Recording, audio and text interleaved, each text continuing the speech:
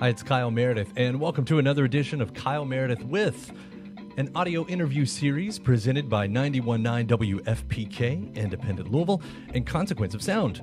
My guests today, Jeff and Ben from the band The Low Anthem. Their new record, The Salt Doll, Went to Measure the Depth of the Sea, is one of the most beautiful records I have heard in a very, very long time.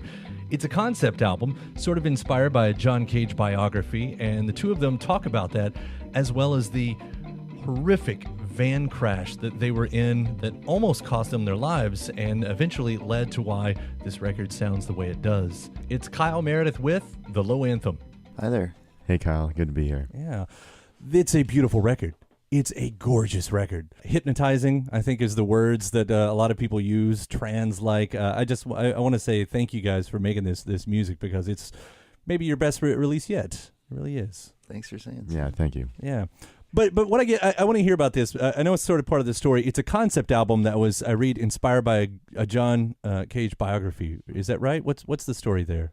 Well, the Salt Doll Went to Measure the Depth of the Sea was, I came across that line in a John Cage biography and then tried to trace it backwards. But it's a story that's been told like many times, and the idea is that a salt doll wants to understand the ocean, and so puts a toe in, and putting the toe in gains some wisdom from the ocean, and then withdraws its foot to realize the toe is gone. And it was told in the John Cage book as like a allegory about how you can't really talk about anything. You can't like talk about what you figure out. So it's perfect for a radio conversation, right?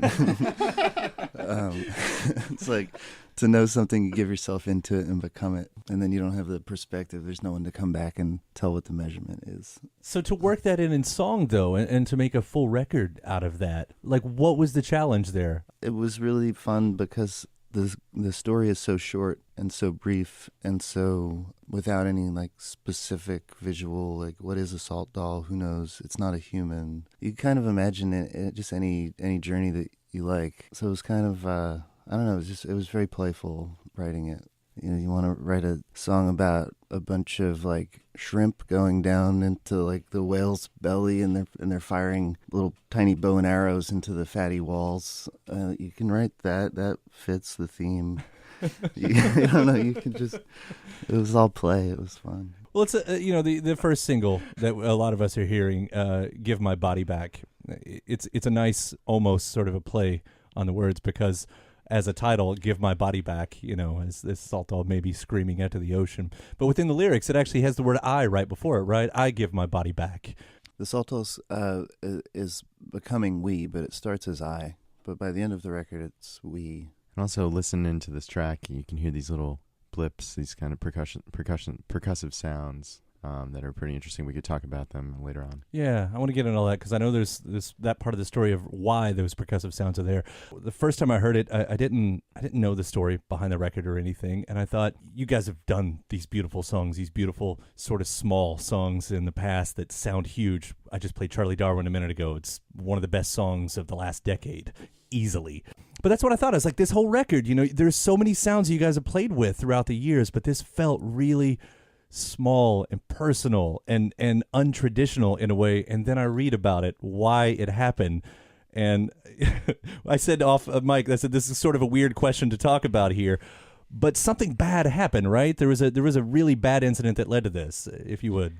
Yeah, on the on our last album cycle, an album called Island, we were 4 shows into a tour, a U.S. tour, and we crashed our tour van on the highway, going almost 60 miles per hour, went right into a gas station pole, and just inches from losing our lives. So it's just like, but this record was born in that aftermath, the connection of which I'm still waiting on the psychoanalysis to see the direct relationship. But there is definitely a physical relationship in that we lost a lot of our instruments, and I was in recovery from a concussion and a nearly broken left leg. And during that time of my recovery, Ben, who walked out of the van unscathed for the most part, took what was left of our gear, a guitar and whatever else, and started writing these new songs. Also, Island, on that record, we spent a long time trying to make that record, and it was kind of I think it was about 4 years from when we first had those songs to when we actually released the record. During that time, we just wanted to experiment with everything. We'd found a space that we were really excited to record in, loved the acoustics of it, and just wanted to make something that sounded huge, maybe the opposite of that kind of intimate sound that we had previously been interested in. And so moved into this theater that had been closed for a while and had like a 1920s theater that was designed to throw the human voice because it was pre-amplification. Mm-hmm. So just like huge acoustics and blasting sound out of there, like reamping everything, and just experimenting too far, like an absurd amount of just experimentation, and it was fun, but it became less fun because it didn't get any closer to being done ever. It just got weirder and like it just took longer and longer and longer. So after working on that for 4 years, we were finally relieved to see it come out, and then 4 days into the tour, the van filled with all the stuff that we made Island with was in flames wrapped around a gas station pole, and it was like this perfect fitting ending of like, well, we really gave it our all on that one, and then just like the plug gets pulled out. So after that, Jeff's the hospital, and 3 other people traveling with us. They 3 stayed behind, and Brian and I went and found the van in the junkyard that had been towed to, and like went through the back of it to pull out whatever was salvageable. And it was a crazy scene in there. Like we'd also been traveling with we had like a local wine sponsorship in Providence, and when we crashed, like just like boxes and boxes of wine like smash and come flying through the air, and the whole inside of the van is like soaked in blood. It was just such a scene with like drum like wedged in the windshield, and the engine was actually like in the second row, like the middle of the van had been driven back. It was like it was scary. So we took the instruments that weren't completely destroyed, and we put them in a U-Haul and drove back, and I like landed back in Providence, and the other guys are still recovering. And like I had been making, before we had gone out on tour, I had started making this other like instrumental type of music that I was trying to build music that I didn't have to play, but just would kind of exist in the air. I started trying to write and using the center loop of a record as a metronome of a vinyl record. And if you don't have an auto return on the needle, you'll just get that like it's like a 2-second loop.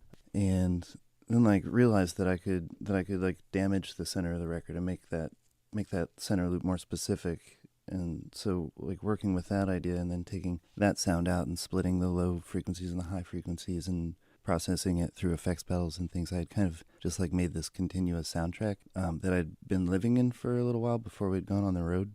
I also had like got a bunch of wind chimes that had hung in the window and was just trying to like create this environment kind of like sound installation. And also I had just gotten a cat that was learning to play piano. And it sounds funny, but it's true. The cat would like love to play with its hind legs while it reached into the open top of the piano and just bat at the different hammers that were going. Like all hours of the night, there's this cat like just wailing away on the piano. Keyboard we cat. love you, Puddle. If you're listening. So there was this like music machine that was already set up, this environment. We came back to it, and all the instruments were gone, but it was like press start on the record player, and it was all still wired together, and there was like sound in the room. And I had the impulse to write this thing. I just read that John Cage biography that you're talking about, which is Kay Larson's biography, Where the Heart Beats. And I had this idea of the salt doll that I just had been like running around in my imagination, and I was like, so I couldn't think about the way we'd recorded Islands, that like the large scale that we were going for. Like that whole idea had just been broken. I'd seen it go up in flames, and so started like just finding whatever little instruments were still around the studio, which a lot of them were like toy instruments, like a toy piano or a roll piano or like a little pocket synth, and using this like vinyl concept to make beats. And just had all these like little small instruments I took from the studio into my bedroom and just started making like demo records from the smallest sounds that I could find. Like It was kind of like get the mic really hot and just record this like the sound of like the tiny tapping on the table, and like bring that up, amplify that into our like order of magnitude where we hear sound in music, and like what shape does that have? And that had an interesting shape. Like the sound of this like record needle just bouncing around, like that had an interesting shape. So in that like weird quiet where everyone's like Jeff's still in recovery and like no one's around and all the instruments are gone, just sort of like looking for these little things I can make sound with, trying to entertain myself. And it was just the opposite. It was the exact opposite of trying to make something big. It was like just trying to make something quiet. Yeah. Well, it makes for one of the most unique sounding records that I've ever heard. It really does. And let me say the obvious, that what it, you're talking about the psychoanalysis of it all, of the sounds that you were making on that last record being the knowledge wanting of the Salto, and the fire being the actual ocean of taking it away. It's all comes around. Talking with the Low Anthem here on 91.9 WFPK. I did want to mention real quick before I send you guys off, we had a fella for a long time on our sister station, WFPL, named Jonathan Bastian, and he always claimed to me that he was in a very early version of this band. And now I have the chance to say, is that true? Hey, Bass. Love you. Hey, John, wherever you are, surf away. Yeah, we used to sing. We went to high school together, and we used to like sing 2-part harmonies in the locker room. It was like nice long reverb.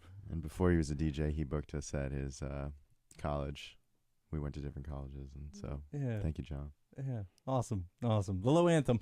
Thank you guys. Thank you so much for coming Thank in you, here, Kyle. and thank you for this music. Hey, thanks so much to Ben and Jeff from the Low Anthem. The new album is called The Salt Doll Went to Measure the Depth of the Sea. Don't forget to subscribe to Consequence of Sounds YouTube channel to keep up with your favorite artists and interviews, and head over to WFPK.org. That's where I do a show every Monday through Thursday from noon to 3. I'm Kyle Meredith. I'll see you next time.